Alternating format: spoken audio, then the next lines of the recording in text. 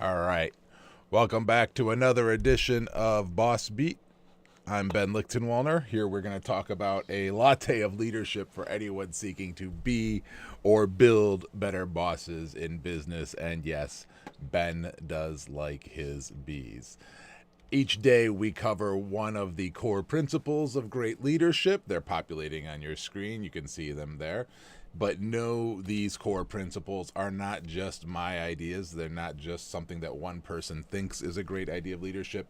We've spent over 2 decades looking at the top several hundred principles advocated by many different leadership experts and examples from many different leadership practitioners and consolidated and condensed them down to those 7 core principles. Again, they are selflessness, empathy, resolve, virtuousness, authenticity, nonpartisanship, and thoroughness. So each day we dig into one in particular, but we make sure that they are practical and actionable examples that we speak to. The simple reality is you are very busy. We don't want to spend a ton of time talking pie in the sky and academic. We want real world in the trenches. What does it look like? So today we are focused on the principle of resolve. What does being resolute or having resolve look like when it comes to being a good boss in business? Some attributes. Each of those core principles comes up with many different attributes that support it. Some key attributes of resolve that we want to focus on today. First, accountability. Now, this is one of my personal pet peeves, all right? There are a lot of people out there advocating great leadership, and in particular using the concept of servant leadership as we do here. Now, when they do, a lot of times people misunderstand it. They misinterpret it to think that servant leadership is just about being nice all the time, being kind and understanding.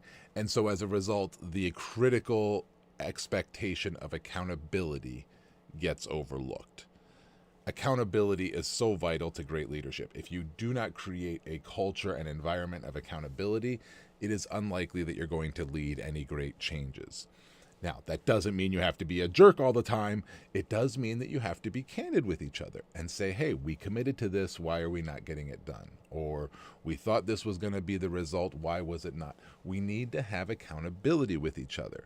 And to be perfectly honest, the best organizations that I've been a part of over the years had a high accountability factor. They challenged me and we challenged each other to grow and be better and stronger as a result. Now, the next attribute, pioneering. The simple reality is if you are not pioneering, if you're not tackling something new, you're not really leading. Instead, you're following a process. You're following steps. You might be very good at doing those things. You might be very good at keeping the team moving forward through some maybe increased efficiency. But are you really leading if you're not pioneering? Don't think so. And the third attribute we're going to focus on today is competence. May seem obvious to most. However, the reality is often we see people promoted into a position of incompetence. When we see somebody who's doing very well in their individual roles, their individual skills, their individual contributor skills, they often get promoted into a position where they are no longer competent at what they are doing. So as a leader, you must create a culture of accountability. You must be pioneering, and you need to have competence in those skill sets. So what is an example first that we can look at to build better bosses in business?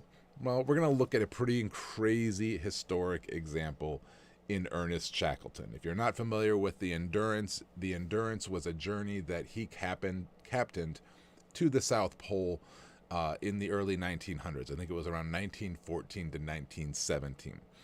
Now, it was an incredibly arduous journey.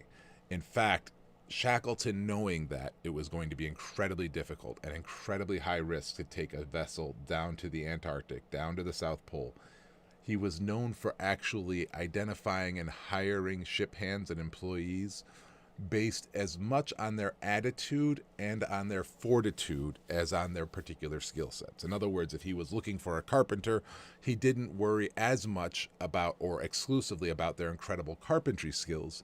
Instead, he would focus as much on their carpentry skills as he did focus on their fortitude, their willingness to sustain great conditions, and their attitude. Do they seem like someone, frankly, the rest of the crew could spend months on board a ship in incredibly dire conditions with?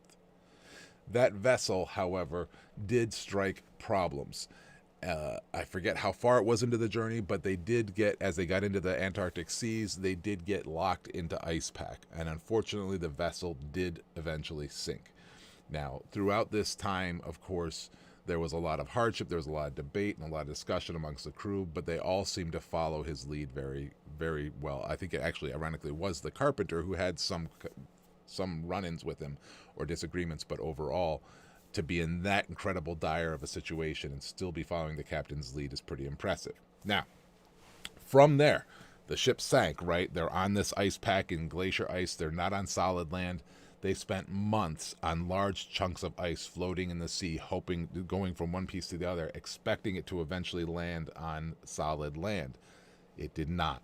And eventually he made the decision to take his crew into the small vessels, the small lifeboats that came with it, and sail across the seas seeking land. They eventually found Elephant Island, where they landed, and the crew stayed there for a period of time. But they knew their chances of being seen and rescued there were slim to none. So again, Shackleton took a small crew of 4 men with him, and they got into the best of the remaining lifeboats that the carpenter had revised a bit to try and make it seaworthy. That tiny vessel you see on the screen now, the team captained or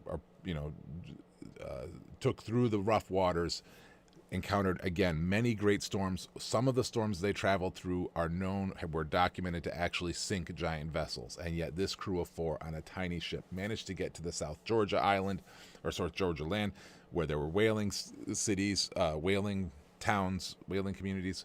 But they first, after landed, had to hike another 36 hours through mountainous terrain that was uninhabited to get to some of those villages. Ultimately, the team did rescue the rest of the crew. I believe it was over 2 years after they first set sail on their journey. Shackleton's incredible resolve to rescue his men showed up in so many ways, and how he cared for his men. He even left his mittens with one of the men that were left behind who had lost their mittens when the ship sank. It's a tremendous example of resolve and many of the characteristics you look for in great leadership. So if you've not read about the Endurance, I highly encourage you to check it out. Here you see Shackleton, by the way, in a photo. The gentleman to his right was known as right-hand man. It was actually had his ashes, at his request, the ashes, I think it was Wesley was his name.